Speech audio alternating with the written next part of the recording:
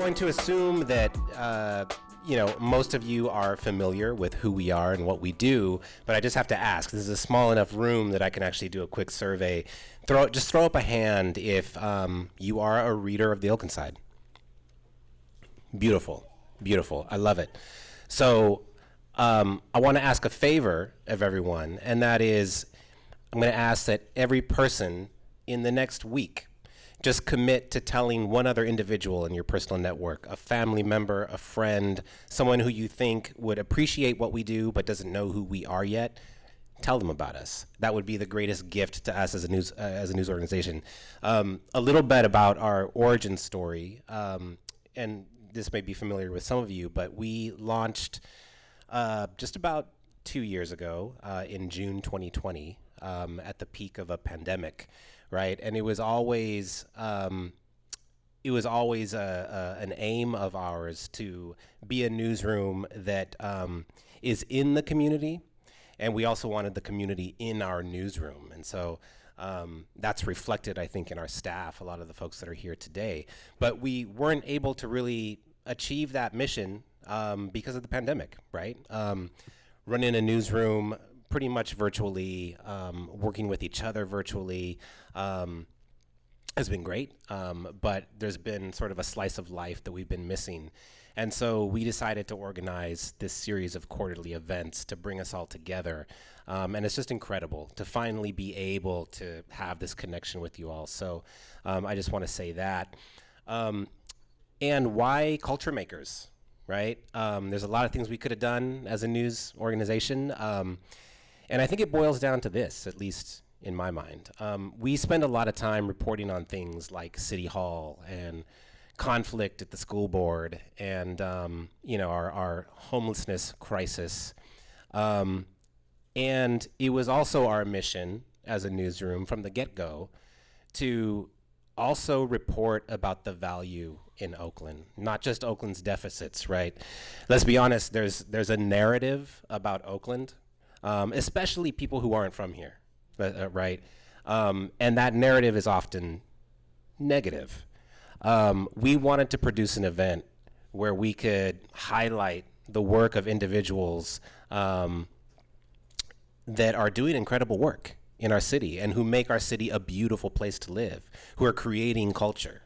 And so that's it in a nutshell. We have a terrific slate of guests here tonight, all three of which I've had the pleasure of having long conversations with at different times in my life, and they're incredible. You're gonna love them. So that being said, a little bit of housekeeping. You'll notice that there's pencils and there's 3x5 cards on the tables next to you. We encourage you to use those as you're listening to the conversation throughout the evening. We will be giving you all an opportunity to share your questions with the folks on the panel. So as things come up, please write them down, and we'll have people gather those up at different points during the program, and we'll try to ask as many of those as we can. Lastly, I just want to say some thank yous. So thank you to the New Parkway. The folks here have been incredible. This is in so many ways like a perfect venue for us. It feels so great. The vibe is lovely, and it's the perfect size to have like an intimate event with folks. So thank you to the New Parkway. Also want to thank our sponsors, starting with our presenting sponsor, Xfinity, along with sponsors PG&E, East Bay Community Energy, and Tidewater for helping to make this all possible. And with that being said, we're going to hear from Marie Dueñas, Manager of Marketing and Events at Xfinity, before we get started. Come on up, Marie. Thank you, Jacob. Good evening to you all. Marie Dueñas, Marketing Manager for the California region at Xfinity. And I'm super excited to be here with you all for today's event that is celebrating, spotlighting our local culture makers. A mission that is near and dear to Xfinity, in fact, as evidenced in a recent feature on the Oaklandside that introduced a community initiative that was created in 2020 through our amazing partnership with Black Joy Parade. The initiative is titled Icons Among Us, And this initiative's mission is to spotlight, uplift, celebrate the iconic people and the amazing work that they do, that they selflessly pour into their communities throughout the Bay Area. So, super excited to be here, super excited to share this mission with the Oaklandside. So, in that spirit, right, in the spirit of the amazing and beautiful magic that is conjured up in Oakland and beyond, and on behalf of Xfinity, we are super honored and excited to be here to support this event, to welcome you all. I look forward to hearing from the featured guest. I will wrap this up momentarily, but not without first sharing a surprise raffle announcement. Right before the program, I selected a random number that was correlating to a guest on the list of attendees. So that was 11. And with that, Andrew Gonzalez. Awesome. So congratulations. We'd love to gift you an X-Class TV, compliments of Xfinity. So I will stick around after the program. We can coordinate that delivery. Thank you. It's not what I was expecting. That's pretty good. Great. Well, without further ado, I want to introduce the real star of our show, and that's our arts and community reporter, Azucena Racilla. Azucena, coming up. Thank you so much, Jacob. Let's give it up for Jacob, our managing editor, one more time. Good evening and welcome. This is our second Culture Makers event, and I'm so excited to have you all here tonight. We have a great night of conversation. We're going to talk about food justice. We are going to talk about the contributions, immigrants' contributions to the kitchen. We are going to talk about sustainability and so much more. So I'm excited that you're all here for this tonight. Don't forget the index cards that you guys see, please, like Jacob mentioned, as the conversation gets going. Feel free to write down your questions for our guests, and we will have a Q&A later on during the programming. But first, before we get started with our guests, I want to introduce, because we all want to hear some live music, right? Yeah. So I want to introduce a band that is led by an Oakland born and raised Jose Rivera. Give it up for him. So for those of you who don't know, anything and everything that you ever want to know about the Latino history in Oakland, Jose Rivera is your man. He is a self-taught historian, musician, lover of the community. He's at all the events. He's always spreading word about all the contributions the Latinos brought to the city of Oakland. So let's give it up for Los Bahianatos.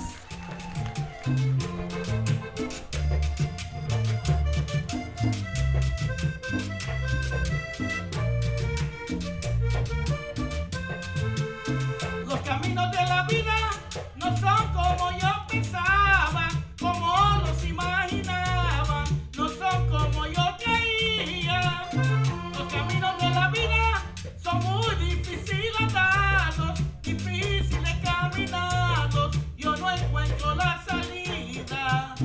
Yo pensaba que la vida era distinta cuando estaba pequeñito, yo creía que las cosas eran fáciles como ayer.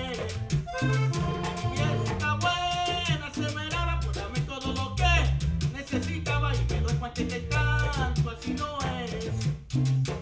Porque mi viejita ya está cansada de trabajar por mi hermano para mí. Y ahora con gusto me toca ayudarla. Y por ella luchar hasta el fin. Por ella luchar hasta que me muera. Y por ella no me quiero morir. Tampoco que se me muera mi vieja. Pero que si ese destino es así. Los caminos de la vida no son como yo pensaba, como los imaginaba, no son como yo creía. Los caminos de la vida son muy difíciles andarlos, difíciles caminarlos, yo no encuentro la salida. ¡Llame!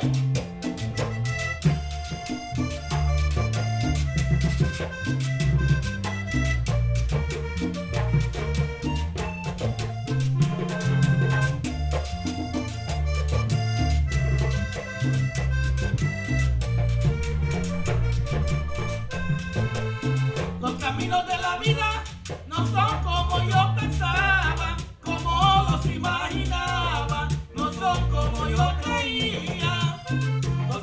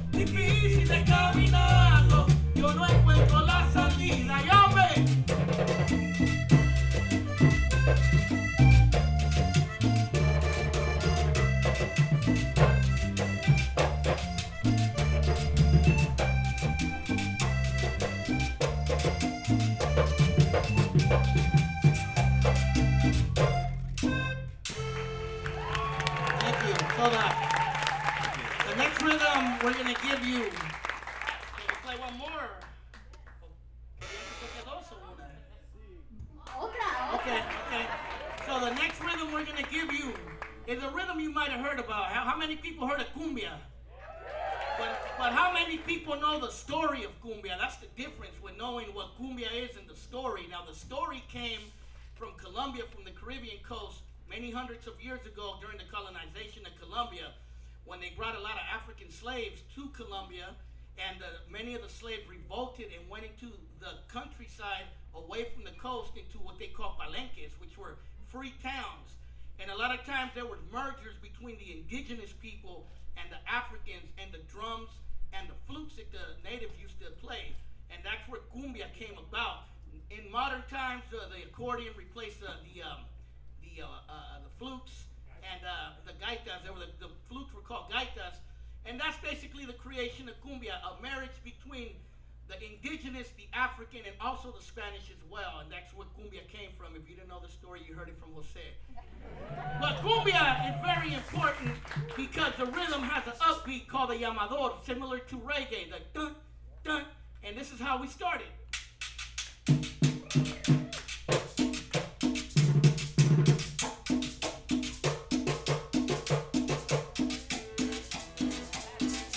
¡Fuerza, cumbia!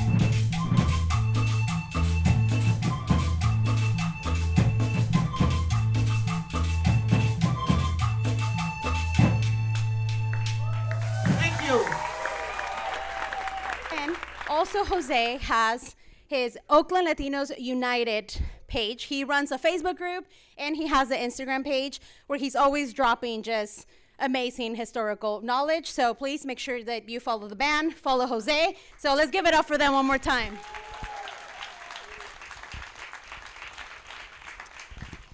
Okay, now we're gonna get started with the programming tonight. So as all of you know, when you purchase tickets, we were supposed to have Chef 2 as part of our programming tonight. Unfortunately, Chef 2 fell ill and he was unable to make it to the programming. We wanna send him our best, best wishes, healing vibes and everything. And, hopefully we will definitely have the opportunity to work with him at a later time, but thank you all for being here despite Chef 2 not being with us. With that said, don't worry, despite his absence, we have a fantastic lineup for you guys tonight. So we're gonna start and we're gonna welcome our first guest. Our first guest, it's a food entrepreneur. She is one of the baddest dreamers that you will ever meet in your life. Her name is Reina Maldonado. Let's welcome her to the stage.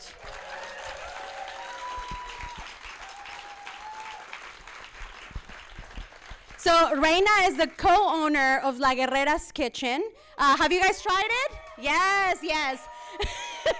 They're located inside Swan's Market. So if you guys haven't had the opportunity to go try out the food, it's delicious, highly recommended. Please go support them. So welcome, Reina. Thank you for being here tonight. Thank you, everybody. All right, let's give it up for Reina. Okay, our next guest, he is a Cal, Berkeley, and Harvard graduate. He is any Berkeley and Harvard graduates in the house? There you go.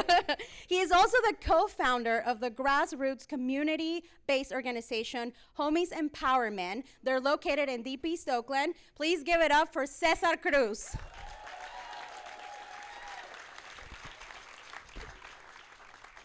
Thank you. Welcome, César.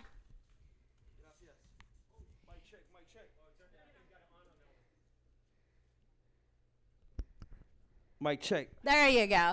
Okay, and last but certainly not least, and I personally want to give her all my love and on behalf of the Oaklandside and the Culture Makers family for filling in for Chef 2, we have Annie Wang. She is... just wait until you guys know about her. Welcome, Annie, to the stage. She previously worked in environmental policy. She was doing marketing for food tech companies in the city. And now she is the founder of the vegan home bakery, Annie's Tea Cakes.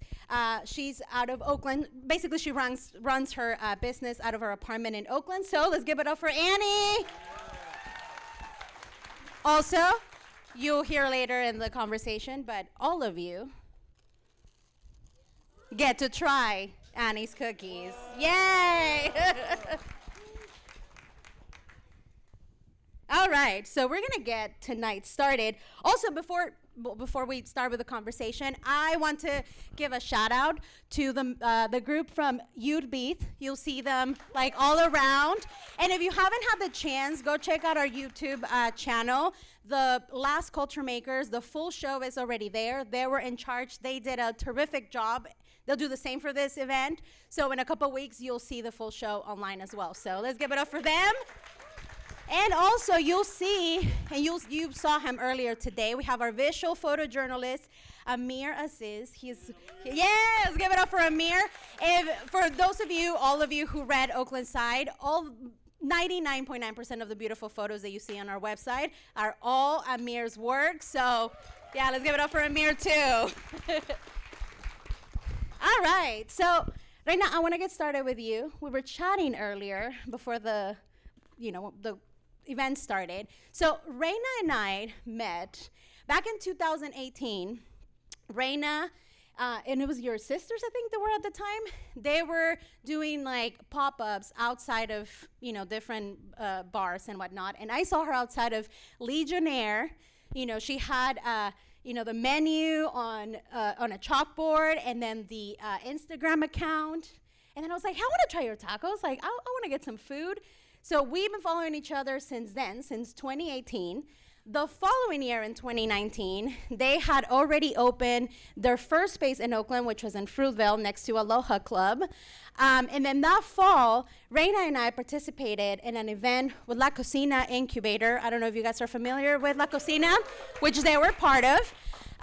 We did an event together, and then then the world decided that we weren't supposed to do anything else. So here we are now, and I want to give a shout out to your family. Your amazing family is here, mom, dad, sisters. Let's give it up for Reina's family.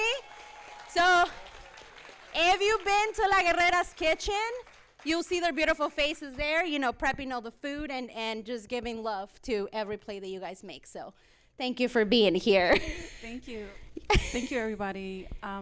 Really, really excited to be here.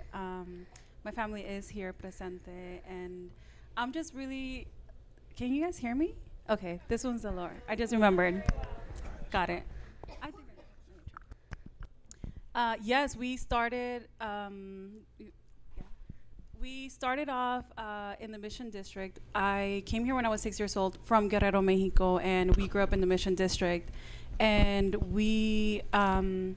my mom was a street vendor for 15 years. She was selling tamales right on 18th and Mission outside of a bus stop. And I grew up for those 15 years just, seeing my mom get up really early, make it to the corner and just sell tamales. And through that time, I was also organizing in different organizations and being part of different community groups and in the Mission while housing was changing and the community was changing. And so every time I joined a program, my mom would be like, La Mama providing food for the programs. And so I kind of witnessed just my mom, become an entrepreneur during that time, but it got really rough towards the end. Housing, our rent went up, and then we also were witnessing my mom being harassed by the police and, the health department.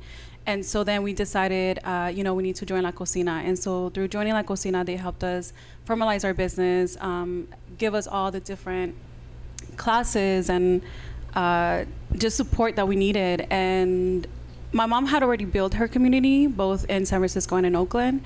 And so when we met, it was when we were trying to move to Oakland because housing got difficult. And so I kind of forgot about a few pop-ups that we were talking about earlier. I was like, oh my God, that's right. We were outside of the club. Like, yo, you want to talk?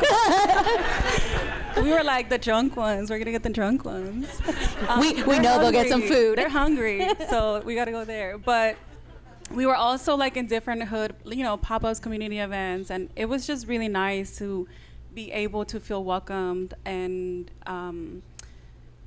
I feel like my mom had just such a strong community in just the Bay Area. And so a year after we finished the program, we opened in the Fruitvale. That was our first location. And my mom and I were like, what are we doing? We were not ready for a full-on restaurant, but we're used to street vending, So it's been, now we're in Swan's Market in downtown Oakland. Thank you.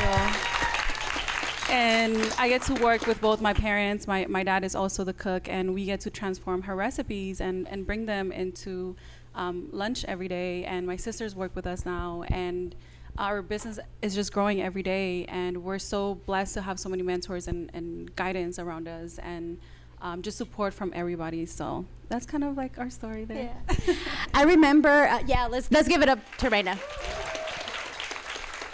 I remember when you guys were at Aloha Club, I took one of my friends, and, I'm really eating Mexican food for me, it's I don't know, because, you, my mom, my grandma, who recently passed, amazing cooks, right? So I was so used to their cooking, and I was always I don't know. But then I remember when I was I want to try their tamales, because my grandma was from Guerrero. So I'm and it's so interesting, trying the tamales that time, it just by then, my grandma wasn't able to cook anymore. So trying your mom's tamales, it was I was transported back to my grandma's kitchen. So I said I was gonna get emotional, but no, thank you for that, because yeah, the food is like delicious. And I also want to talk to you, something that I want you to touch on is, for myself, coming from a formerly undocumented family, being from Oakland, I think it's important to talk about sort of like the misconceptions that people have when it comes to undocumented entrepreneurship and the challenges and hardships that, people like your family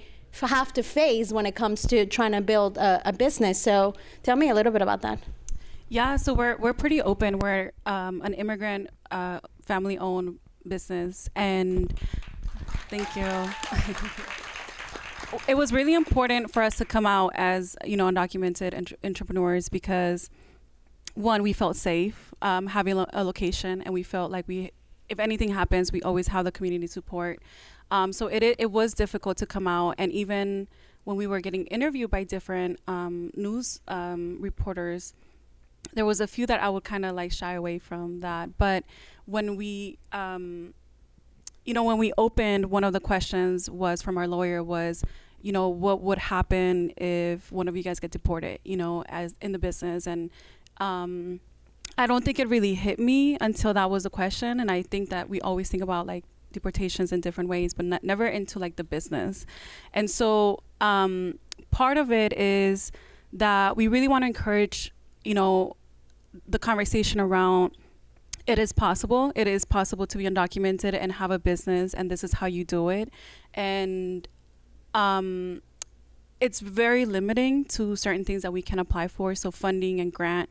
And so that's the hardest thing, I think, for us, that the access that is there normally for other entrepreneurs may not be there for undocumented entrepreneurs. And so there, the restaurant, the relief fund, we didn't qualify for it because of, ITIN holders and the mixed status that exists in my family. But there is also so many other resources that are available for undocumented, specifically women also entrepreneurs, which is really helpful. And La Cocina is one of the main organizations that has helped us guide us through how to do it, how to open a business with your ITIN, how to open a business with, a mixed status. So it's hard. It's hard. Every day we're constantly being reminded of the challenges and what we could do if we had a Social Security, if, we had access to different capital. But I'm also just blessed to have a very strong community and resources. Thank you so much for sharing your story. I'm a huge fan of everything that you do, everything that your family does. So thank you for being here and giving voice and talking about something so important in the community. So thank you. Thank you so much. So let's give it up for Reyna. And remember, go support them, La Guerreras Kitchen and Swan's Market. César, you and I met right at the peak of the pandemic. I remember when I started working with Oaklandside, knowing that arts and culture was not in the picture for me to cover, I quickly shifted to covering how the undocumented community was fending the pandemic, what organizations were helping out, what organizations were helping the community.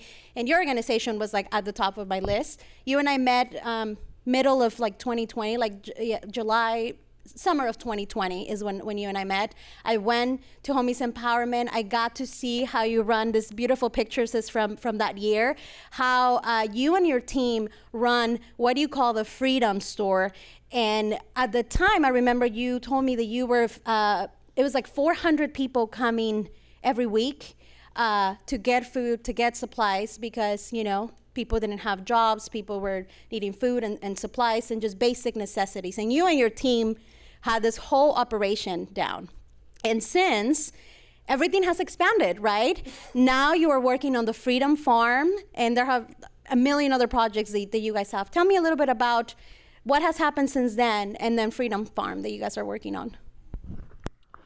Thank you, Asu. I'm a little bit moved because hearing Reina talk about the familia being undocumented, I got to go back in time a little bit before I can fully answer your question. Thank you for your courage to name that. That's not easy. Is it okay if I take this off? And so, before there was even Homies Empowerment, there was my abuelita. And so I was raised by two amazing elders, mi abuelita Socorro, mi abuelito Ángel, que en paz descansen. And they took care of me during some difficult journeys. From coming here when I was 9, from Juchitlan, Jalisco to Compton, California first, from the age of 9 to 17, my mom was deported on 3 different occasions. And we lived in a lot of fear. Like I didn't know how to express myself. I was really shy. I was scared to talk. And the system did a number on me. I wasn't a minority, but I got minoritized. And they gave me labels. They said I'm an immigrant, an illegal, a wetback. I didn't know that the original name of Oakland is Temescal. And Temescal is the Spanish word for sweat lodge. I didn't know that the Peraltas were here. I didn't know this is Mexica land. I didn't know that we didn't cross the border, but the border crossed us. I didn't know these things. And so I used to use their labels, and I used to be an immigrant. And yes, I was undocumented. And then there was a whole movement later that said we're unafraid.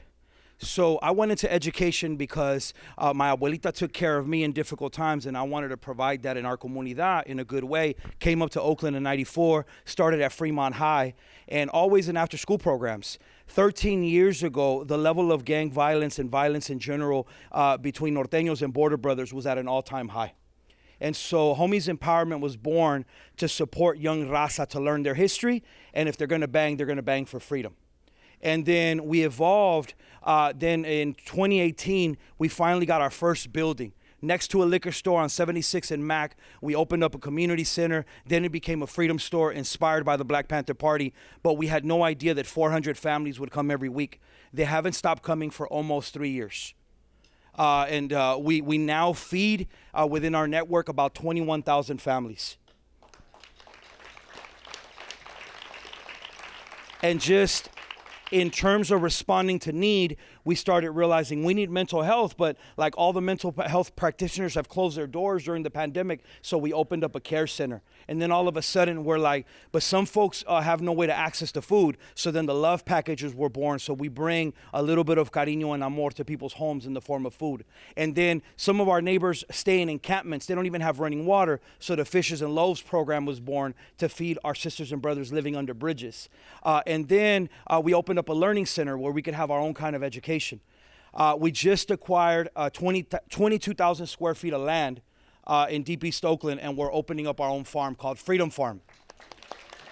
And the thought of it, and I'll end right here, the thought of it is how do we go from just surviving on fruits and vegetables to then we grow our own? So it's from survival to sustaining ourselves. And in my neighborhood in Deep East Oakland, we don't have a single restaurant with healthy, accessible, and inexpensive food. So we're going to open one next year. So we're going from the Freedom Store to the Freedom Farm to the Freedom Cafe. And also next year, we launch our very own high school where instead of cops, we're going to have grandmothers like my grandmother welcoming young people in a good way. So I could tell you more till we're blue in the face, but I know we got a lot to talk about. So I'll pause right there. Tell the audience how they can support all the work that you're doing. Well, it's hard because have y'all ever heard of charities? Why y'all laughing? We're not that. And have y'all ever heard of community service? We dislike that. We're not charity, we're solidarity, and we're not community service, we're community empowerment. And so I say that because we don't need a handout. We don't need you to see Oakland through broken windows. You know, Oakland is a beautiful place. It's the home of the Temescales. It's the home of sweat lodges. It's the home of the Brown Berets and the Black Panther Party. It's the home of resistance. It's the home of fire. And so we want to ask you to be in solidarity with us. Choose to sustain us. We decided we're not going to be part of the nonprofit industrial complex, so we are not a nonprofit by design. We're not connected to this government at all, and so we're seeking freedom. So if you go to homiesempowerment.com, you could sustain us the way someone else might sustain Starbucks. In the same way that somebody gives to Starbucks, every day or every week, you could choose to sustain Homies Empowerment. And then where we're headed, our daycare center, free people's housing, our own school, our own people's bank. And so what does it mean for us to be autonomous and free and Deep East Oakland and to fight organized colonialism and gentrification? Gracias. I I want to give it up definitely to you because the work that you're doing is so important. Deep East Oakland is often, overlooked. They don't really see the potential, right? Some people don't see the potential, how great it was, and then how it just, everything crumbled, and now people like you, the volunteers, all the group like you are trying to make it happen, show people what Deep East Oakland is all about. So please support, show some love to Homies Empowerment. They're doing great work. Annie, I don't see you. Maybe I need to move.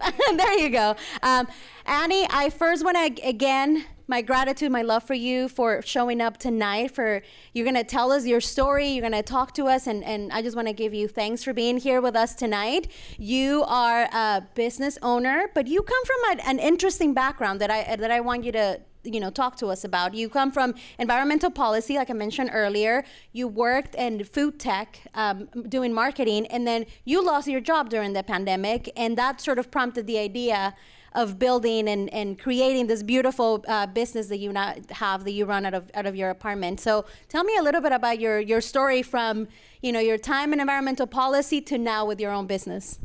Yeah, for sure. Hold it. Hi. Yeah, for sure. Well, thanks for having me. It's really great to be here, and you guys have such inspirational stories. So I'm really honored to be on this panel with you all. But yeah, so my background is a little bit diverse. I came from the environmental policy world, so worked on a lot of fossil fuel divestment in college. I think for me, a lot of my reason for being a part of the environmental movement and now the food movement is really just to better the climate and hopefully make a more just food system, be a part of that, something that I'm really inspired to do. When I was growing up, I moved around a lot. So we moved 5 different states until we got to college. Every 3 years we were moving. But it's weird because every time we moved, it became a lot more rural and homogenous. So I've lived in Maryland, suburbs of DC, and I was born in New York, but I've also lived in Arkansas, I lived in Illinois, and in those places, I remember distinctly I would walk through cornfields to get to my elementary school in Illinois. I would drive past Tyson chicken factories to get to my other school, all of these things that are just really not the best, right? Things for our food system and our environment. But in those places, people that I was friends with, that I spent time with, there would be cornfields next to where they lived, but they didn't have access to good food. So it's just there's just a lot of inequities in our food system. And so I think seeing a lot of the differences throughout our country, food access, it all started coming together as I became more involved in environmental policy because all these things are so connected. And then for myself personally, I became vegetarian a decade ago and then recently became vegan. And so it just, for me, not finding a lot of vegan versions of things that I grew up eating, and seeing that there is not a lot of accessible, culturally diverse food in our plant-based system, especially, that really is what made me want to start this business. Also, I had a lot of time, so it all kind of worked out that way. Being fun employed gave you all the time in the world to work on this. Yeah. From the three of you, I kind of want to ask, how can we bridge the gap between sustainability, again, another misconception that certain foods should be cheaply priced, and not understanding the quality of products, and supporting local farms and supporting small businesses, supporting local farms. How can we bridge that gap so people kind of understand that, for example, if a taco is, $4, if a cookie is $4, is because there's a process involved behind it. How can we bridge that gap with the community? We'll start with you, Reina. Yes, this is something we talk about in the kitchen a lot. Our tacos are $5. I'll start there. We do on Yelp, it's pricey, but it's good. And one of the reasons why is because everything is made fresh every single day. Our tamales are also $5, and the masa that we use is GMO free, gluten free. There's no flour in it.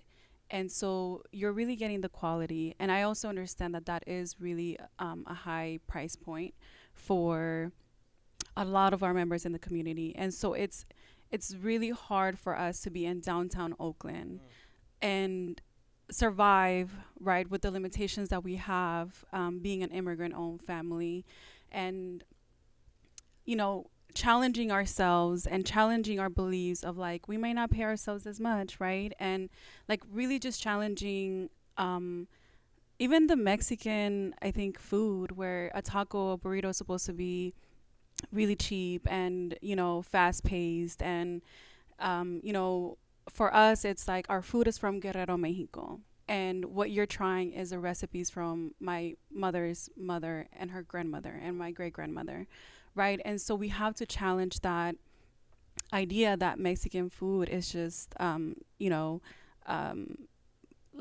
Americanized, or, you know, for us, it's traditional and it's sacred recipes. And so we balance that off by being able to choose the organizations that we provide meals for, right? And so we team up with different organizations. So one of them is youth programs, and we provide meals for them. And some of them are also, you know, mothers, new mothers, and they get like free weekly meals, you know. And so for us, it's like, yes, we're charging this much, but we're also, you know, providing this to the community. And we don't always show it off, because for us, it's like, it kind of feels weird. And I think for us, it's also like culture to be like, this is what we're doing, right?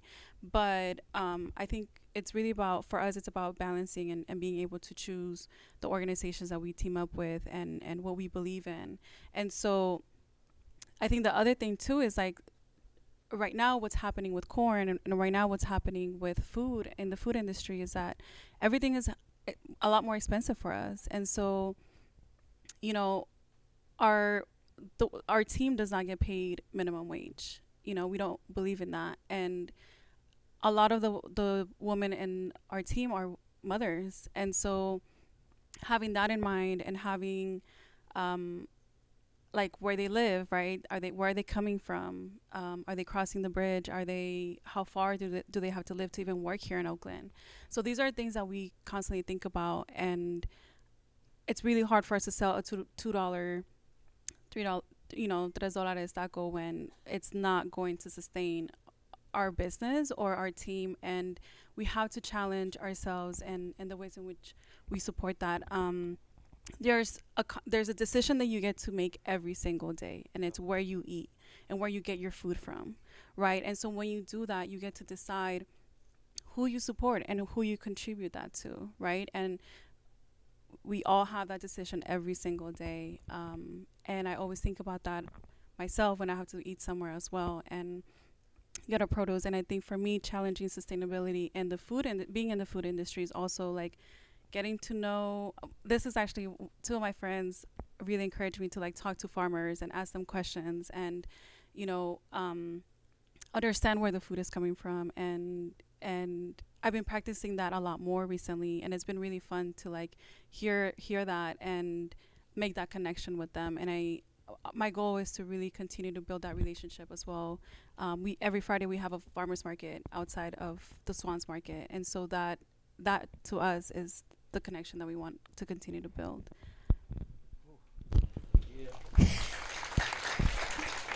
Okay, Cesar, here's your chance to follow that up. It's a difficult question because I'm thinking about Monsanto. I'm thinking about what they've done to corn. I'm thinking about Centro America, and I'm thinking about Chiquita Banana and this Banana Republic. I'm thinking about my students counting the number of liquor outlets in East Oakland, and they counted 151 liquor outlets in East Oakland, including carnicerias and bars and liquor stores, but we never counted fast food outlets. And the other day I went into Walmart, and then, you know, they teamed up with Crackdonald's, and so you got McDonald's inside of Walmart, and I didn't know that food is medicine. I didn't know that food is colonization. and I didn't know how deeply colonized I was, because when we came to this country, my parents couldn't afford a lot. So when my mom was here, we would go to McDonald's, we'd get a Happy Meal. My abuelita and my mom would share cafecito because the refills were free. They couldn't afford the happiness that I was getting in my Happy Meal, and I was getting addicted to early diabetes, and I was getting addicted to so many chemicals, and I never really understood that. They never talked about that in ethnic studies classes or anything else. And so I think it's important to understand food as poison and food as medicine and food as healing. And then, yes, things are expensive because you have these corporate monopolies that are trying to, create so much ¿cómo te lo explico?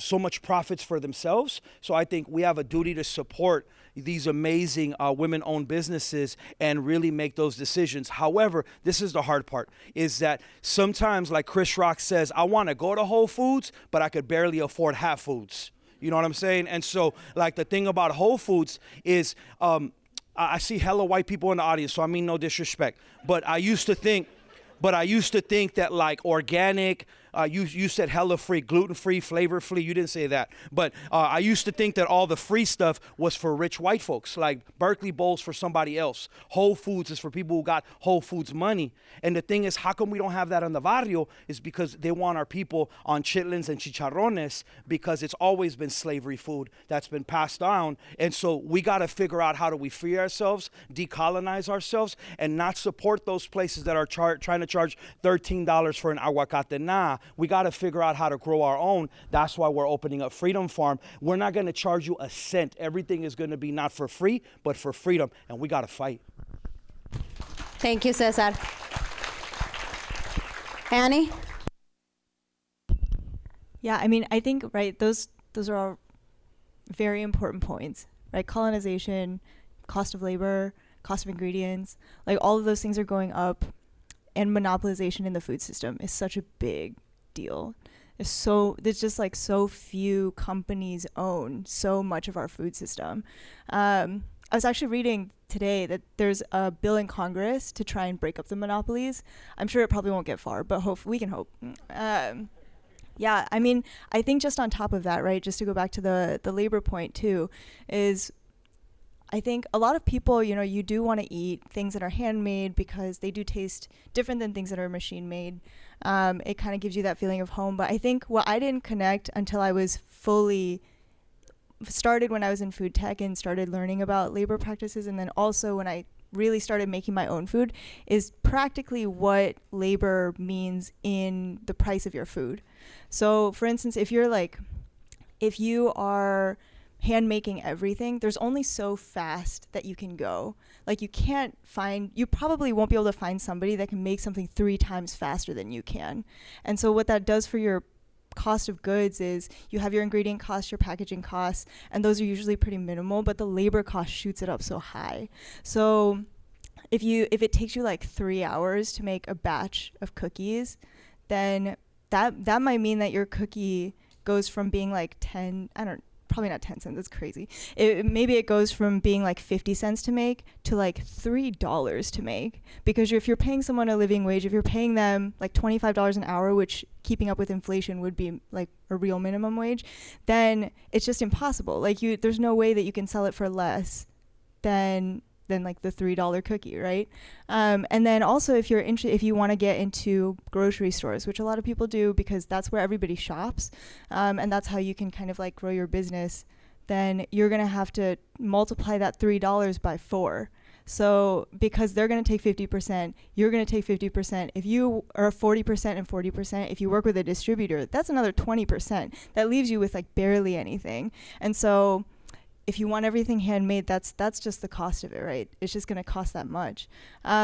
So I think for me, bringing down the cost of that and like finding a way that you can pay people so that they can live a good life, and then also finding ways to make things more efficient. With like machines or something similar, I think is hopefully where we can find that balance between having food that is full of really good ingredients, but then also accessible to people that might not be able to pay like higher prices, and then also supporting people that work with you and that you can give them a good living wage. So I've been struggling with that a lot because the cost is so high.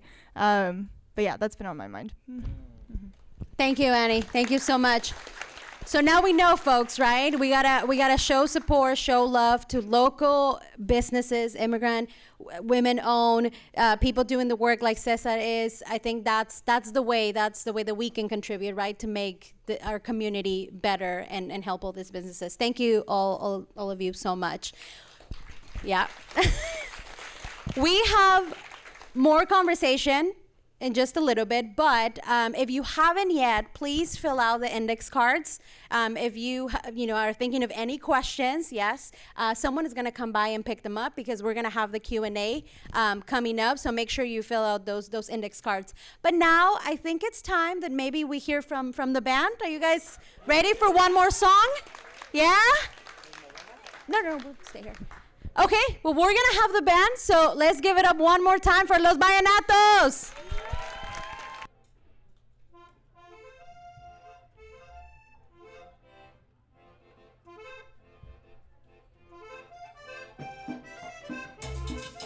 ¡Uepa!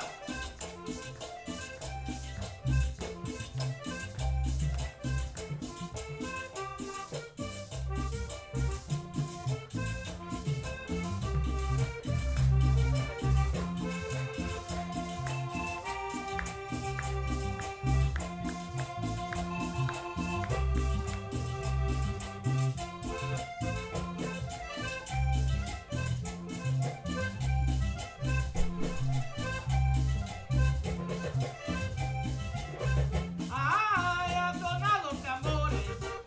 Esta negra se amaña y ha sonado en la caña para brindar mis amores en la negra soledad, soledad, soledad, la que goza mi cumbia, soledad, soledad, esta negra zaramuyo de caramba, con la pollera colorada, por eso me dice que venga acá para bailar, con la pollera colorada, de aquí para allá, de aquí para allá vamos a gozar, con la pollera colorada, esa negra sanduquea de verdad, con la pollera colorada, de aquí para allá, de aquí para allá vamos a gozar, con la pollera colorada, ¡huepa! Cumbia para que lo bailen con los Bahianatos.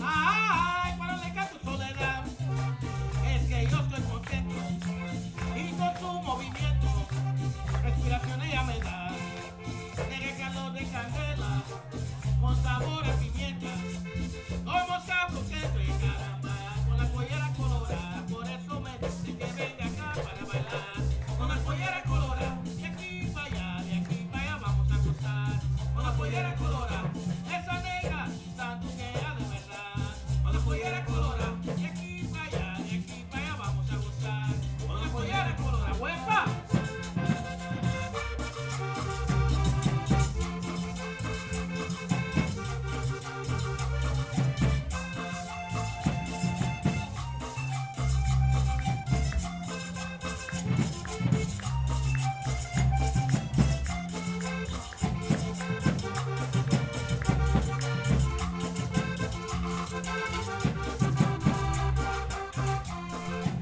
Con la pollera colorada, con la pollera colorada, con la pollera colorada, con la pollera colorada.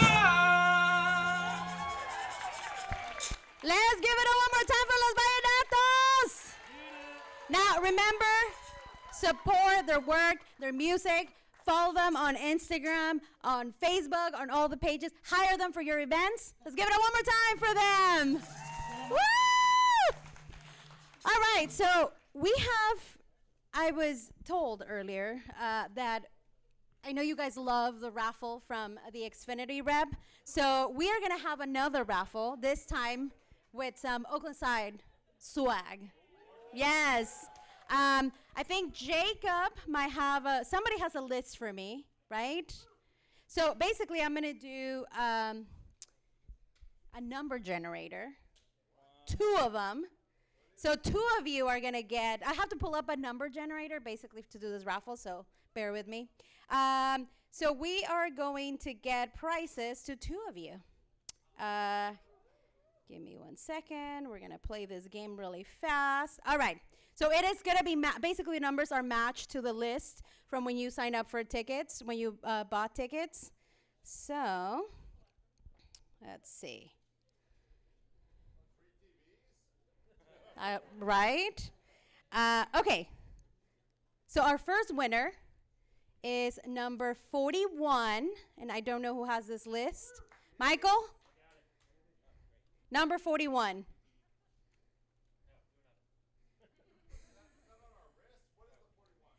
It's just basically from Eventbrite when you buy your tickets. You know, there's a list. All right, got it. So who do we have? Havens. What's the name again? Aaron Aaron Havens, yay! Okay, someone is gonna walk to your seat to get you a small prize. You get a what is she getting? A shirt, T-shirt with the Oaklandside. There you go. All right. So next winner and a TV. All right. So our next winner is number 85, Michael. Número 85.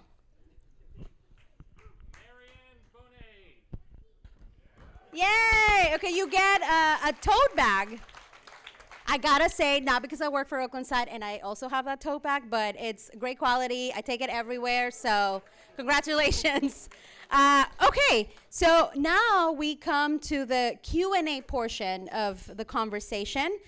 Somebody's gonna hand me Q&A cards, the index cards. Yes, thank you, Jacob. There's a lot of good ones, so.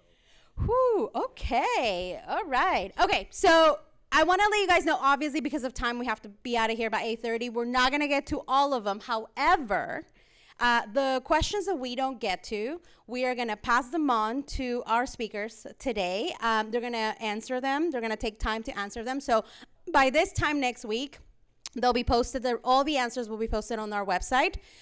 So you'll get a notification through Eventbrite that the post is up. And then, so if I don't get to your question tonight, you'll definitely will get to read their answers next week. All right. Let's see.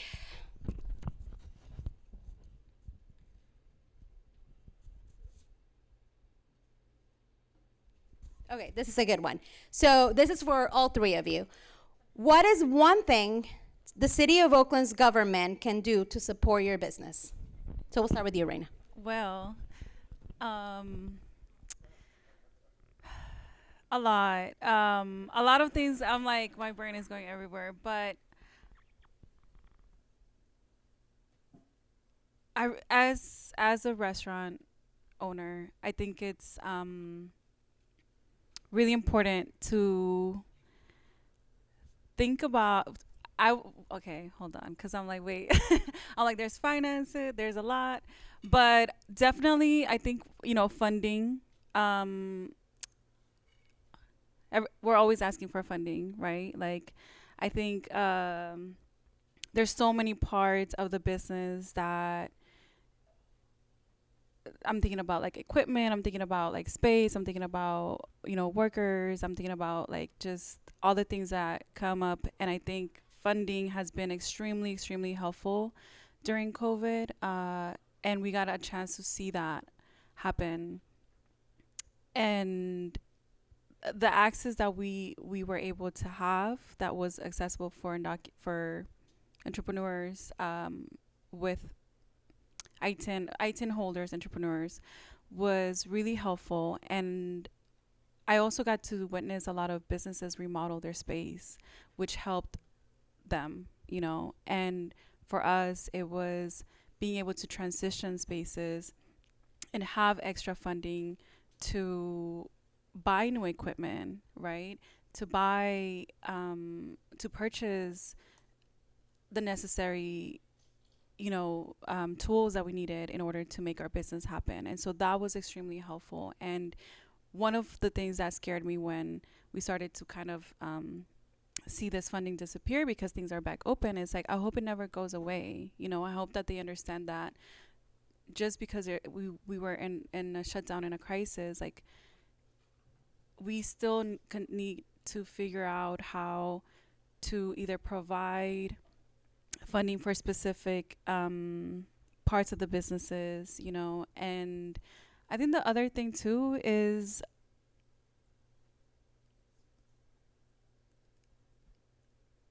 I'm gonna say this with a kind heart, but I really, you know, restaurants are struggling to stay open, not just because of what's happened, this crisis, this pandemic crisis, but also I think because there's so many things that are difficult, you know, like as a monolingual speaker, if my mother didn't really have me, it's really hard for monolingual speakers to get access to support. And I fill out these forms, I fill out all this paperwork for her, and I get to witness so many other restaurants, specifically when I was in the Fruitvale, really struggle to, you know, to make it happen. And I think that the support needs to be more accessible for other people who don't speak necessarily English. And what are those resources, right? And we heavily rely on organizations to do that. But I also think that Oakland just needs to step up in different ways to be more accessible for different people. Cesar? Yeah, so you know, I love baseball, but the city of Oakland wants to give $1 billion to a billionaire when we could reimagine what $1 billion could look like. So the first thing to do is to not give $1 billion to billionaires. The second thing is I'm all for development. You know, Brooklyn Basin is blowing up, and then try to get an apartment there, and 1 bedrooms are going for $4,000 a month. And so what the city of Oakland can do is to not call something affordable housing when it's not affordable for any of us. The next thing they can do is to notice that my sister and my brother are sleeping under bridges. And so to really notice and to take care and be my sister's and my brother's keeper. And in Deep East Oakland, we pay taxes, but no one cleans our streets. And so clean our freaking streets. And so city of Oakland, you got to say no to billionaires. You got to take care of your community. You got to clean streets. And that's where you can start. We don't want anything from the city of Oakland except do your job and let us have taxation with actual representation. And the last thing I'm going to say, there's going to be something in the November ballot for the first time. The city of New York has decided to allow undocumented citizens to vote in elections. New York. San Francisco has done it as well. And undocumented citizens were able to vote from 1776 to 1926 in city, state, and federal elections as long as they were white non-citizens. Now, there's a bill that's going to be coming here in Oakland in November to allow Oakland's non-citizens to vote for school board. It's a step in the right direction. But last night when they were voting, one of my sisters from another community yelled at the 2 African Americans on the school board and said, "I'm pulling your black card. How are you supporting these illegals? They got here illegally. I can't believe it. You're doing this, you're doing that." And I see our community pitted against each other. Black, brown, red, yellow, different communities. And so what the city can do is not play a zero-sum game. Make sure that all of our communities are supported. Make sure that we fight through equity for justice. And by doing so, we'll have the greatest city in the world. Let's just do it. Thank you, Cesar. Annie? Yeah, I think, you know, funding is great. That's always super helpful for small businesses that are, I'm just starting, you guys have been around, and it's also right, it's just so helpful. If you don't have like big investors or things like that, and maybe you don't want to do that because you want to own your own business, funding is always very helpful.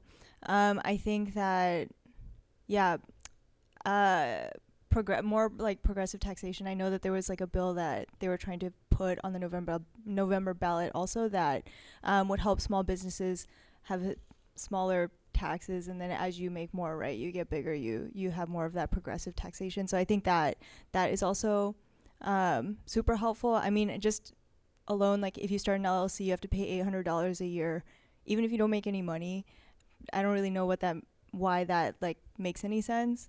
A lot of the permits you have to pay for when you do events are also like $150 for a 3-hour event. Also makes no sense. Maybe the event has like 300 people. Like, you're not going to make that money back.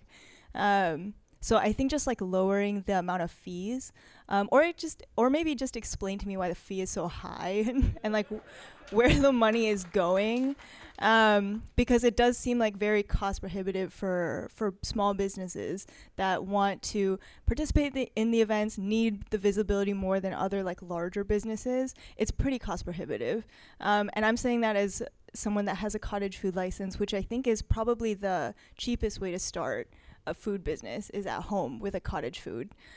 So like even that, it can get like pretty expensive. So I think, yeah, explain it, or maybe just lower it. You don't have to, just lower it, and then you don't have to tell me why. Yeah, so I think just watching out for us, we all know that we're like cash strapped. Mm-hmm. We have time for one more question, and this is a good one. It's for all three of you, and I think it's good for young people who are like you, starting maybe a home business, maybe wanting to start a restaurant, maybe starting like a community, organization. So for all of you, what advice would you give your younger selves? So we have about 3 minutes to answer this one. Reina. I love this question because I'm always like, what would I tell myself? But one of them is go for it. There's still things that scare me a lot of the time. There's a lot of fear that comes with like, pushing yourself to try something new. And for me, it was like, what if nobody comes during our grand opening? And every time I've had that, it made me realize that I was afraid of, pushing myself. And then we had so many people that we would sell out fast. And I was like, what? Like, it felt good. But definitely I would tell my younger self to really trust in your vision, to really focus, to stay focused. And for us, it was like just really creating that plan, because when we got lost and we got sidetracked, or we got, we started to doubt ourselves. We started to really look into our plan and remember why we're doing it and where we're going into. The other thing I would tell myself is to really look for mentorship. One of the things that has helped us a lot, even as a family, has been like mentorship and asking all the questions that you have to anybody that you see is doing it, that you see has is accomplishing, similar to what you may be doing. And I think even for myself, I think it's really important to even become that mentor now, right? And so not forgetting where I'm at and passing down all this knowledge. And then the last one I would say is go to events that aren't necessarily in your field, because everything is connected here and everyone is connected, and networking for me has been extremely important. And so even if it's not in your career, even if it's not in your area, just go to those events and network and make that connection and introduce yourself. Yeah. Thank you. Cesar? My kids are right there, and so Quetzali's 10, Amaru's 13 going on 30, and Olin's finna be 15. And so I just want to tell y'all to take care of your mental health. There's this thing called automatic negative thoughts. They're ants. And they show up in the middle of the night and they tell us we're no good, we're too fat, we're never going to make it, we're not smart enough, we can't do it. And these automatic negative thoughts, they're not the truth. And so we have to have tools to question those thoughts. And then we got to turn off that news feed a little bit, and we got to start listening to Harriet Tubman and Lolita Lebron and Aidee Santa Maria. And we got to listen to Zapata and Madiba and Nelson Mandela and study the change makers and always find a way out of no way. And don't show up to a space and just warm the seat. You are not a thermometer. You're not here to keep the temperature. You are a thermostat. You're here to change the temperature of society. May you do so. May you find your path, and may you change the world, and don't let nobody stop you. Love you, babies. Thank you, Cesar. Annie? Man, I feel like I wish I met you all earlier. Oh my God. Where were you guys this whole time? We still got time. Yeah, I think I agree with everything you guys have said. I I think those were things I would have said. And the only thing I really would want to add is just to have fun. You know, like why like toil and like feel bad all the time or like be really stressed when you can only do it one time. You might as well like be able to look back and say, oh, that was really cool. That was really fun. Like I learned a lot. So I think that's something that I've also been trying to do a lot more of. And listen to positive affirmations in the morning. Start your morning right. Yeah. Thank you so much. We, of course, I mean, we're running out of time. I wish we could be here until like 10 p.m. because there's like so much more to talk about. We won't obviously get to all the questions, but as you know, by this time next week, the questions that didn't get asked on stage will be answered by our guests, and it'll be on a story next week on the side. So I think the best way to end tonight definitely will be with another song from the band, right? So before they get on stage, I want to give a big shout out to you, our audience. Thank you so much for being here tonight. Reina, César, yes. Will you let me make one announcement? Yes, give me 2 seconds and you can do the announcement. I want to thank you, Reina, César, Annie, our sponsors, the new Parkway Theater. Thank you so much for your support. To all the team at Oaklandside, so thank you so much. César, your announcement, and then we're going to end the night with Los Bahianatos. So, you know, there's a lot of swag in the town. And there's a lot of just beautiful stuff, sometimes they say it's for the culture and sometimes it's for the vultures. But that's another story. And so we don't believe in swag at Homies. We don't have anything for sale. But I brought you a shirt from the Freedom Store, and I want to gift it to you. And so these are never for sale. And I want to give this to you, Asu, because you're part of our barrio. It takes a barrio. And I just want to thank you for being a culture maker and a culture keeper and not a culture vulture. And just want to appreciate you and just want to gift you this on behalf of Homies Empowerment. Thank you so much. I will wear it proudly. Thank you so much. Thank you. All right. Well, with that, I got a new shirt. And then let's give it up for Los Bahianatos. All right, I just want to say a couple things real quick. A lot of people don't know, César Cruz, I consider him like a mentor to me in many ways. You know, I met him many years ago, probably like 15 years ago. Growing up in East Oakland and living around the Bay Area, I was always around gangs and drug dealers and the streets, because I'm a hood kid. I'm from the barrio. I grew up straight up hood. And I started hearing these stories about this guy who was working to bridge the gap between Norteños and Border Brothers and Sureños, which are some of the rival gangs within the Latino community. And I was like, I gotta meet this dude, because I kind of want to do something like that one day. Bridge those gaps. After seeing so many of my homies going to jail and getting killed on the streets. And I somehow ended up at the YMCA over there by High Street. And you know, he inspired me a lot. So I just want you guys to know that. So thank you for being here tonight, man. But you didn't know me as a musician then. Now you do. I was barely starting in music at that time. So, with that being said, you know, a lot of our ancestors, yes, they went through colonization, they went through a lot of bad things, but our ancestors used this kind of music also to have fun, also to release stress. We're going to give you something a little fast. This rhythm is called chande, and then we're going to go into a cumbia after that. And if you want to get up and dance, just get up and dance. No tengan miedo. All right.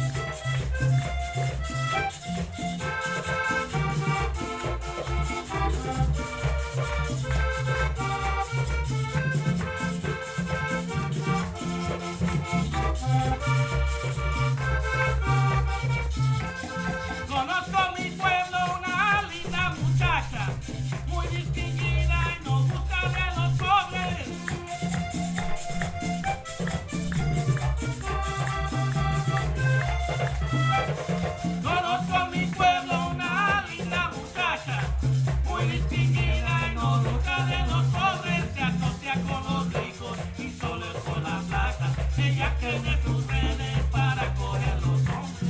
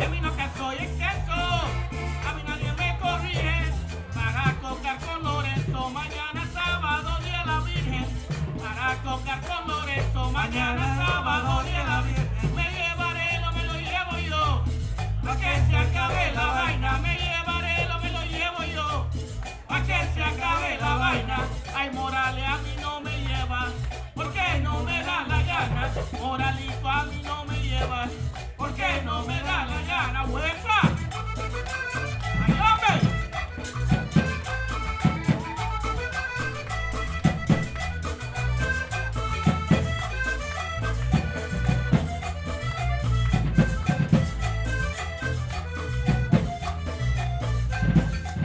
¿Qué cultura va a tener un hombre beso como los ceros morales? ¿Qué cultura va a tener? Ignacio los cardonales. Ay, ¿qué cultura va a tener? Ignacio los cardonales.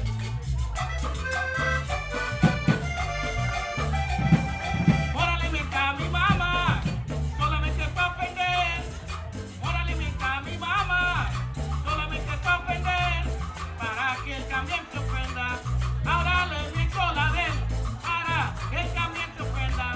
Ahora le miento la de él, me llevaré, no me lo llevo yo.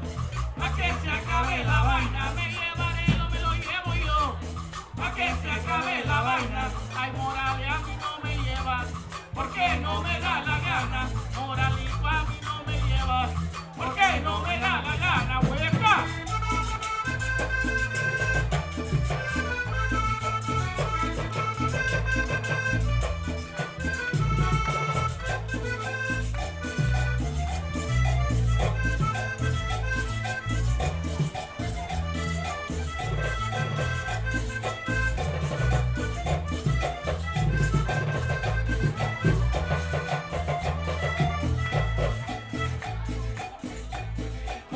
Moralito se creía que la mí me iba a ganar. Y cuando me oyó tocar, le cayó la gota fría. Y cuando me oyó tocar, le cayó la gota fría. Ay, al cabo él la compartía, el tiro le salió mal. Ay, al cabo él la compartía, el tiro le salió mal. Me llevaré, no me lo llevo yo, pa' que se acabe la vaina. Me llevaré, no me lo llevo yo, pa' que se acabe la vaina. Ay, Morales a mí no me lleva, porque